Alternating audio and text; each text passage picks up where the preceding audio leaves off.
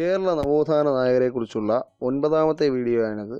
ഈ വീഡിയോയിൽ അയ്യങ്കാളിയെക്കുറിച്ചാണ് പറയുന്നത്.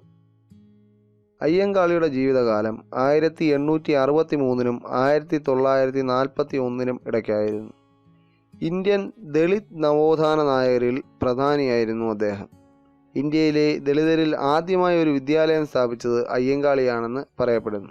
കേരളത്തിലെ ദുർബല സമുദായങ്ങളുടെ വിമോചകനായിരുന്നു അയ്യങ്കാളി.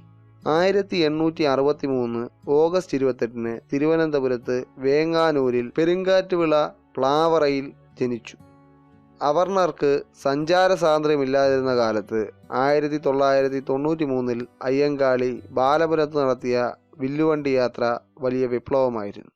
20ാം നൂറ്റാണ്ടിൻ്റെ തുടക്കത്തിൽ തിരുവിതാംകൂറിൽ നടന്ന പുലയ ലഹളയ്ക്ക് നേതൃത്വം നൽകിയത് അയ്യങ്കാളിയായിരുന്നു.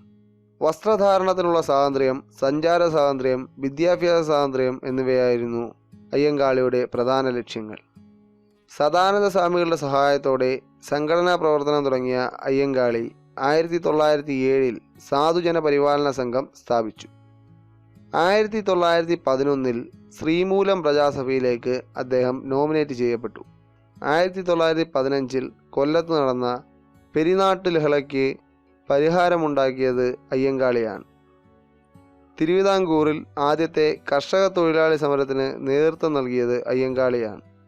സാധുജനങ്ങളുടെ കുട്ടികളെ സ്കൂളിൽ പ്രവേശിപ്പിക്കാത്ത സവർണ നടപടിക്കെതിരായി നെൽപ്പാടങ്ങളിൽ പണിമുടക്കാൻ അയ്യങ്കാളി ആഹ്വാനം ചെയ്തു. പൊതുവിദ്യാഭ്യാസങ്ങളിൽ ദളിതരെ പ്രവേശിപ്പിക്കണമെന്ന് 1906 തന്നെ അദ്ദേഹം ആവശ്യപ്പെട്ടിരുന്നു. അതിൻ്റെ ഫലമായി 1908 സർക്കാർ വേങ്ങാനൂരിൽ അനുവദിച്ച സ്കൂൾ ഇന്ന് അയ്യങ്കാളി സ്മാരകമായി നിലകൊള്ളുന്നു. 1937 ഗാന്ധിജി അയ്യങ്കാളിയെ സന്ദർശിച്ചു. 1941 ജൂൺ 18 അയ്യങ്കാളി അന്തരിച്ചു. ഈ വീഡിയോ കണ്ടതിന് എല്ലാവർക്കും നന്ദി. ഈ വീഡിയോ നിങ്ങൾക്ക് ഇഷ്ടപ്പെട്ടെങ്കിൽ വീഡിയോ ലൈക്ക് ചെയ്യുക, ഷെയർ ചെയ്യുക. നിങ്ങളുടെ വിലയേറിയ അഭിപ്രായങ്ങൾ കമൻറ്റിൽ രേഖപ്പെടുത്തുക.